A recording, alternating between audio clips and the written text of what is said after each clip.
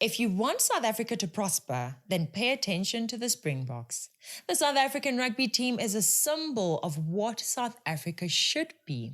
It is an example that all citizens should embrace as patriots. Final 10 minutes, the Springboks need a score. Snyman wins it at the front. Here comes Dion Ferree. Arkia Snyman scores for South Africa. The Springboks are back in the World Cup semi-final. The Springboks are a symbol of South African competence, a true example of what our people can achieve as South Africans. Not white people, not black people, but South Africans united in pursuit of a common goal. Welcome to Citizen Concerned, and I hope that you have been careful of the comrades. The entire rugby world fears the Springboks because they are together a well-calibrated machine. What this team has taught us is that being the best, being a champion, getting the trophy does not care what color you are. The crowds were cheering black, white, red, yellow, green, you name it. All South Africans were proud of their country because when the South African rugby team wins, South Africa wins.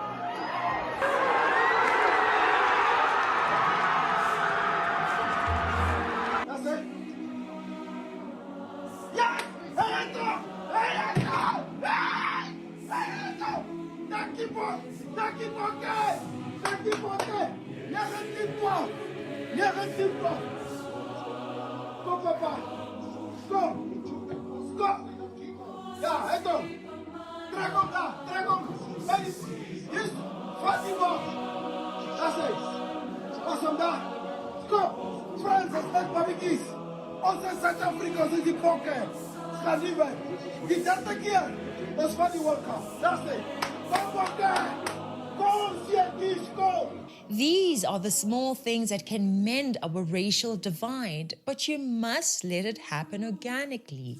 Don't interfere with the process and start talking about nonsense like these men. The measure of transformation must not only be reflective at the Springbok level. Yes, there it is non-negotiable. Players must be given a chance. They must participate. And they must not just be selected to do what is called malicious compliance, and then you put them on the bench. No. The EFF has long called for total decolonization of our public symbols.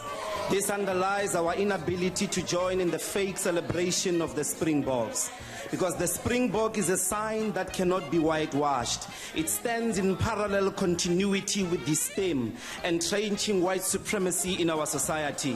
Mbalula, just like the rest of the ANC and the EFF, doesn't seem to understand the importance of unity and merit. They seem to not care about performance, but just want a blacker team. Statements like these show you who is incompetent to be leading the country.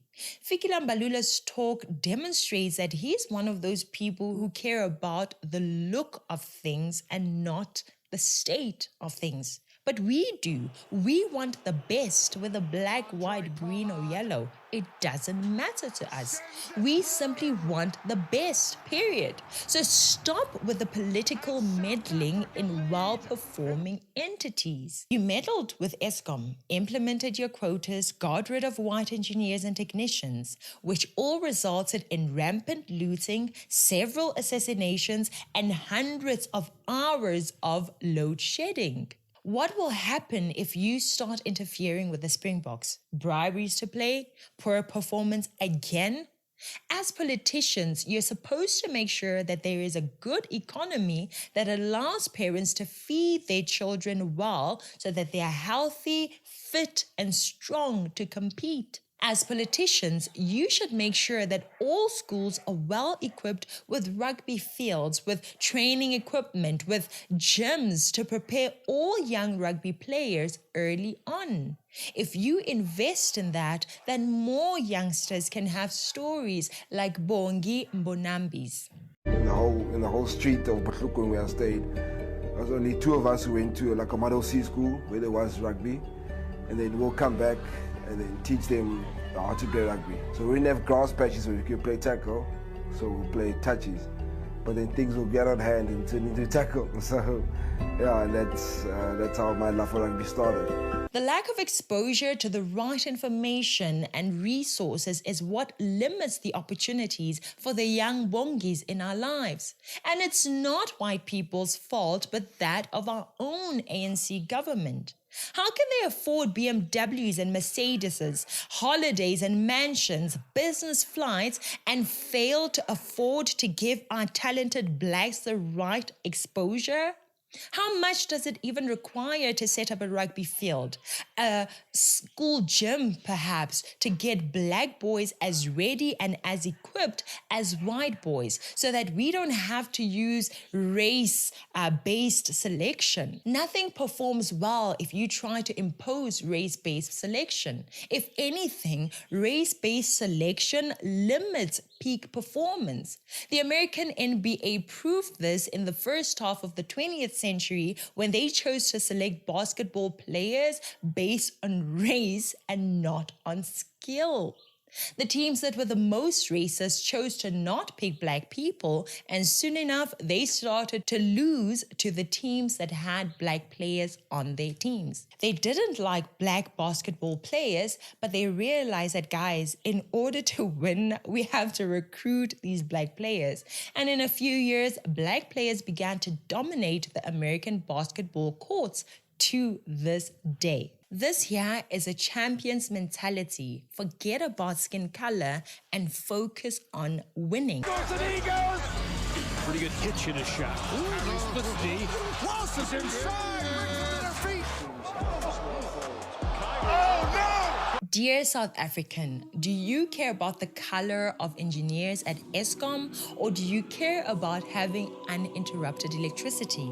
Dear sportsman, can you play rugby better than the next guy? Then show us, and if you are better, you get to play. I'm Katla Moagi, and this is Citizen Concerned. Please subscribe, like, and share with others, and always beware of the comrades.